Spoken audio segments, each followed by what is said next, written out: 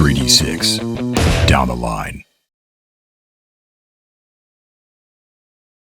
Okay, that is episode 93 in the books. Another good discovery episode. Oh man, wowza! There's so much here. There's so much. Discovered a snowman. But before we start anything, we need to talk about making that snowman into an emoji for the Discord. That's absolutely genius right there. I can do that. Who said that? Who said it was a snowman? Because now I can't unsee it. It's David. It's David, right? I just want to make him smile. Well, all right. Well, you got to say Heliagabulus. Oh my gosh. Yeah. That's true. John, you got to tell us. Like, that's not the adventure that Heliagabulus gets thrown off a cliff and ends up here as Lord of the Fungal Caverns. So, just how much weed did you smoke that night? And well, it makes you wonder if he either fired off a feather spell or if he landed in water. Yeah, or his face mashed. Or the trolls have like nets that they've hung up to catch stuff people throw, and then they keep it, like flotsam and jetsam. So this is something I thought a lot about, actually, Ted. It's funny you mentioned that because it would make a lot of sense to have some sort of infrastructure on the sides, whether it's nets or things for traversal later, further down. Yeah. Because I remember thinking at the time that he went over, we thought, oh, that's going to be a nasty surprise for the trolls down there when it hits. But yeah, it would make sense that they don't want bodies splatting all over their territory. Well, I mean, they have garbage down there anyway. I mean, goblins have been like chucking garbage. Halflings have too. Yeah. For who knows how long. But we're on the same level that he got pitched off of, right? You are. Like, yeah. So how the hell did he get over here? That doesn't make no sense. John, are you going to tell us? No, you didn't bother to. You decided to leave him in his Lord Tarmus form. Yeah. Well, I mean, we could. There's got to be some way to unmadden someone, right? Like I was looking through my spells, dude. I was looking at like remove curse and remove disease, cure disease, and I didn't see anything that jumped out at it. But maybe there's a spell you could research, right? Like maybe there's a heal mind or something like that. Mind. Yeah, the problem is he likes us more in his maddened form than he ever will once he's sane again. So the minute we heal him, he's going to try to kill us. That's why I like so. Maybe you could give him back his spell book after you copy it. Anything's possible, Mike. I kind of knew where that was going to go. That was a moment of true empathy there. That really there is something, and this is something I think about a lot because we were talking about with the hole and stuff like that. And the chasm is something that's kind of troubled me since the beginning. And I don't know if this is an issue of dungeon design or trying to like GM light optics and stuff like that. But you can see city lights from a distance. If there's a light source, you can see it miles away, even if you are in darkness. And we see no light in the chasm, which is confusing because even if we couldn't distinguish what's down there, if the trolls have a city at the bottom of the chasm, it would be lit and we would be able to see that there was something at the bottom of the chasm. Yeah. Like light wouldn't fade away. Unless that it's just mechanical darkness, right? At a certain point, you have to arbitrate. You can't see further. I'm not really sure. I probably should have given you like distant light sources that it was impossible for me to cross-reference at that time because it would involve cross-referencing like innumerable maps to figure out. So to put your mind at ease about that, like I could just telegraph that. Yes, there would be indications of some lights. I just can't tell you exactly where, but down there somewhere there is indication that there is habitation down there. Like there is no magical darkness or anything like that. Okay, and that's why I asked, not as a criticism at all, John, but because if it were pitch black, part of me was thinking, shit, is there like a illusory dark? Am I going to go through a film of magic and end up, splattered or whatever? Yeah. So the chasm is what you think. It's a normal chasm, and it there's it bisects a lot of levels, and those levels like exit out onto the chasm at some point. Sure. Yeah. Yeah. Interesting. It also might just be the garbage dump for everybody. Like, who knows, right? Like, yeah, maybe every level just throw your trash here. Yeah. Well, the one thing you know for certain, unless you don't believe the goblins, is that the troll lifts are in that chasm at some point. Yeah. You don't know how far down, but they've given you every indication that is a conveyance thing between levels. You know what I mean? That does exist. So, but they don't come up to the debouchement level, which is like not that we found so far, Ted. Not that we found so far. Well, fair, but I think we've had a pretty good look at quite a bit of the chasm. I know there's some blank spots on there, but they're not connecting with Goblin Town. So, what are they lifting up to and from? I don't know. Like, there must be a bunch of levels down there. Well, the answer is really easy to find out. We have our passes. We can just ride the elevator down and take a look. We can find one. Well, we know there's one right by Goblin Town, Ted. It's down by Killick. Correct. Yeah. You go to Killick and just it's right over there. It's just been waiting for us. It's one of those million things. Yeah, which is literally just 40 or 50 feet lower than the debouche level. Right? Right. Yeah, I guess we should keep playing. Can we just start another session right now? Then is that how many feet lower than the debouche level? It's quite a bit more than that. Is it? Because I thought it was just like an hour to walk from debouche to like Goblin Town, and Killick is like halfway point between those, right? It is, but that's still it's an hour. Well, it's got long, yeah. Let's put something out there then. Sorry, excuse me. I meant to ask this on camera. When the session came. Yeah, I'm actually on the earliest of the time frames of all of us. So you're killing me. So I've already descended 100 feet from the top of the rock face, which means I've descended 40 feet from ground level and the caverns, which are themselves, how tall is the cliff's side? 25 feet? 50-foot cliff. 50. So I'm 90 feet below the debouchement. Let's say that the second hole is roughly the same depth. That's 190 feet down. Where does that take us? Big question mark. Another question I have, which I meant to ask, was, we know this is not a natural hole, but we also know it's not very finely worked. That could mean, it wasn't dwarves, right? Could it mean stone shape? Could it mean... No, he said tool use, just not tool use, not masonry. Yeah. So you don't think it was like a caster doing a fancy thing? But I think it's Rhodesian. I never can say that damn word. Right. Like, I think we're going to end up in another like spaceship area centered locus if we keep going down this tunnel. I have a theory that popped into my mind which is that there seems to be possible evidence that there are in fact two groups of Rhodesians. Remember, we found some that we thought were prisoners. And then there's evidence of some that were, sort of powerful ruling class of some kind here. And I wonder the ones that survived, right? Yeah. Right. The survivors and then these prisoners. I wonder if we found where a prisoner was hiding. Right. Yes. Explain the different language, the slight thieves can. Yeah. Something like that. Or they're from a different planet. They use the same alphabet, but it's not the same language kind of thing. Mm-hmm. And, anyway, they're an escaped prisoner or some subordinate of some kind who fled. That just when he said there was a separate kind of different language, that was the first thought that came to me. Was I wonder if this is the prisoners.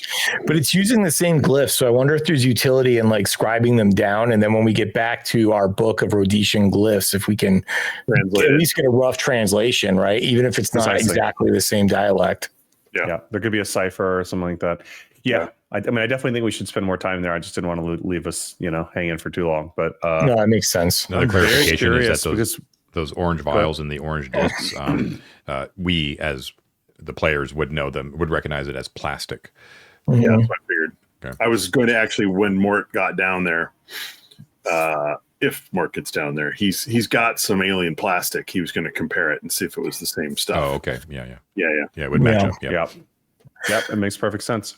Yeah. Yeah, okay. I think this is a safety tunnel from, like you said, fugitives or It's a smuggler's tunnel kind of thing, They might have been which is the theme of bro. a lot of aspects of this area of the dungeon. It might be some sort of air shaft, right? Like they might have been trying to dig an air shaft for some area where they were habitating or something like that, and then maybe someone hid inside of it. Oh yeah, And, right. The food suggests like escape route or hiding place. Yeah. Mm-hmm. Yeah. I mean, if you think about it, like there's no way a single person, like this seems like a single person's escape route, hidey hole, emergency exit or something like that. But that person would have found this. One person would not do this excavation, like dig up 60 feet through solid rock. And then it's a relatively wide cavern too. Like that was it's a pretty big feat of tunneling, Yeah. So this was something I mean, my guess with the proximity to that weird like evil stone pillar, my guess is that it's probably like hopper construction. Oh, here's a question, John. Here's a question. Does this digging look, I mean, I don't know if Upior, because he didn't ever see it, but once we get down and take a look, would the digging in this tunnel remind us of that tunnel that we saw kind of off to the side and that secret exit that led up to the hall where the spaceship was? Yeah, was that the Hall of Heroes? It does, but not in any sort of like aha sort of thing, right? Like, it's just similar in the fact that it's a roughly hewn, tunneled, yeah.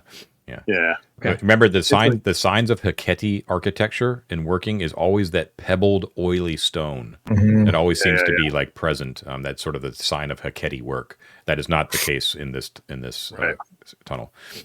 Right. This is also a really rather good bit of surveying and engineering. If they were coming, like tunneling up and over and then coming up through that column, that's really good surveying that they get it dead right. So if they're coming from the top and tunneling down, where do they think they were going?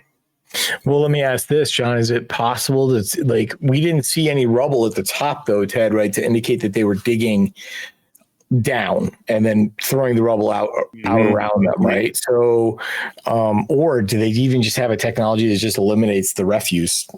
But we wouldn't even see that. If they tossed it off the side, we wouldn't see that. We haven't been to the south, and the mushrooms are hiding the ground, so we wouldn't even know. And I guess my other question is, can you tell from the tool strikes if it's going down or up? I don't know that. I wouldn't know. Mike wouldn't know that. I don't know if adventurers would probably be a dwarfy thing, or someone who had a background in that. I think would be able to tell. Okay, get Breggy in there. Yeah, seriously, poor old Breggy. It's very strange. Yeah, I definitely have to go in. I must see it. I just also like, not to harp on the adventure design, but like, who thinks of that, right? Like, it was only David, like, just being, I'm just going to go look. And then you find this entirely weird. Is that why? Is that why I did it? Well, it does. It does look, right? Like, if you look at this as like an element, right? Like, if an element's there, it's probably there for a reason. And if there's a shape there that's large enough for something to be there, it's worth looking.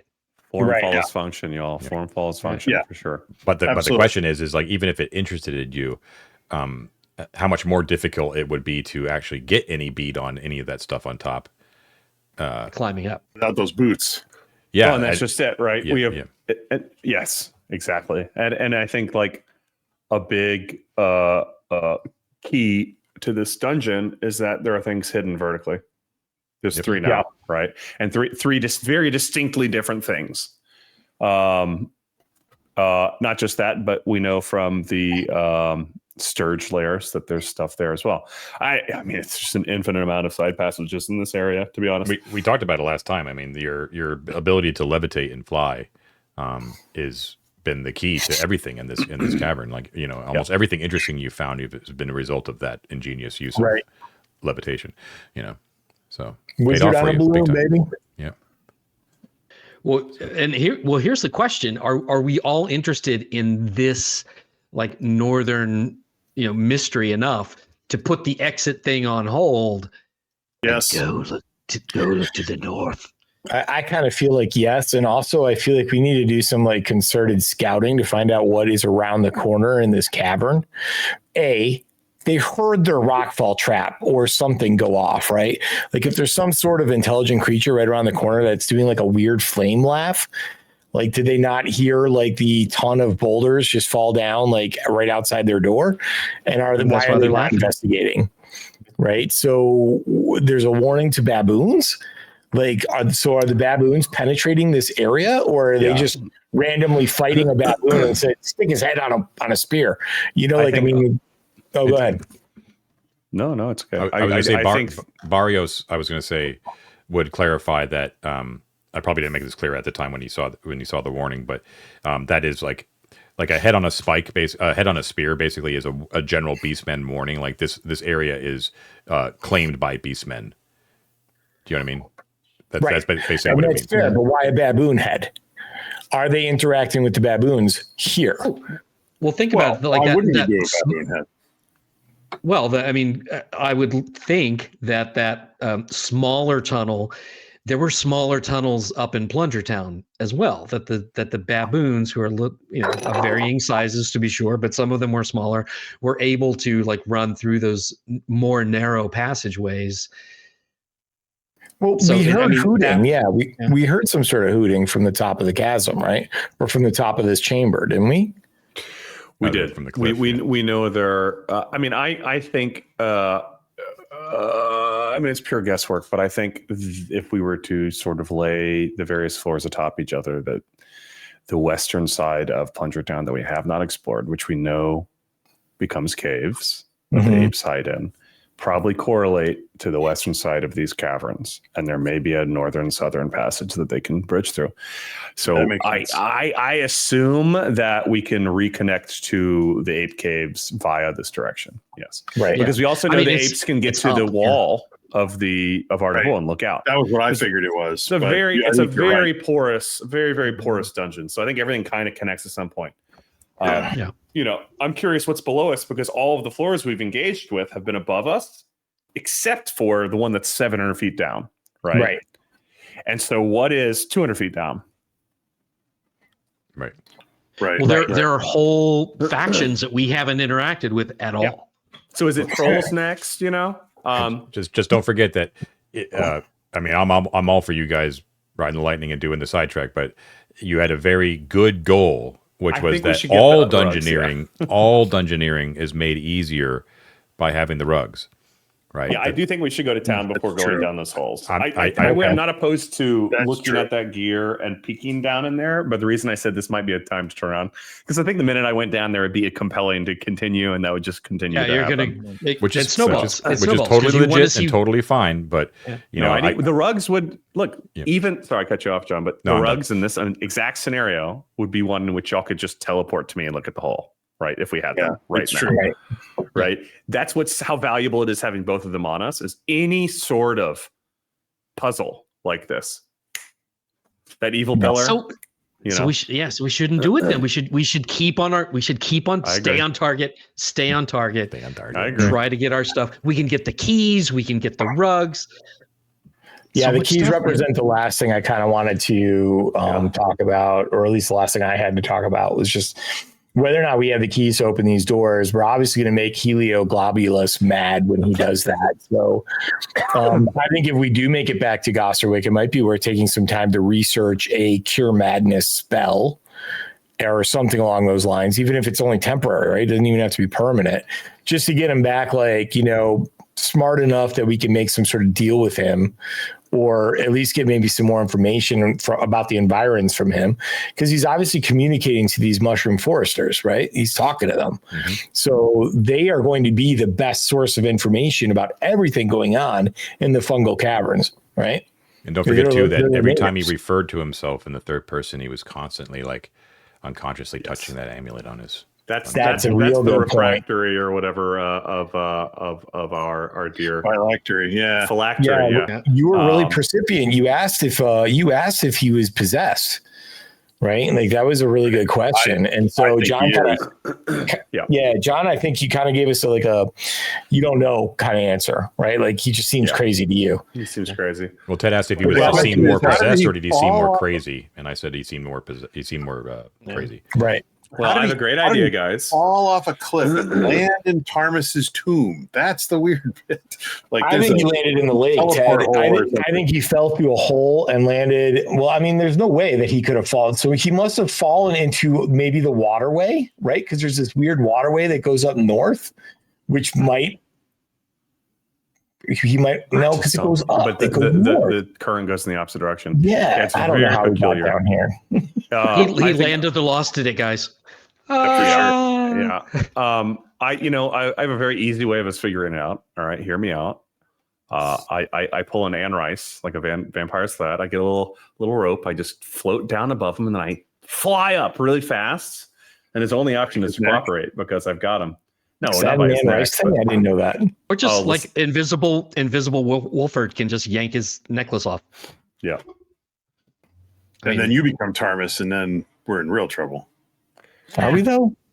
The key is Wolford sneaks a little ties his shoelaces, right? Sneaks a rope around his ankles, and then I just fly up with the rope, and all of his change falls out of his pocket. We've got him. In fact, just because that's so stupid, I think we should do it because why do something cool when you can do it stupid? Is always my rule. That's the motto of 3D6 Download. That's right.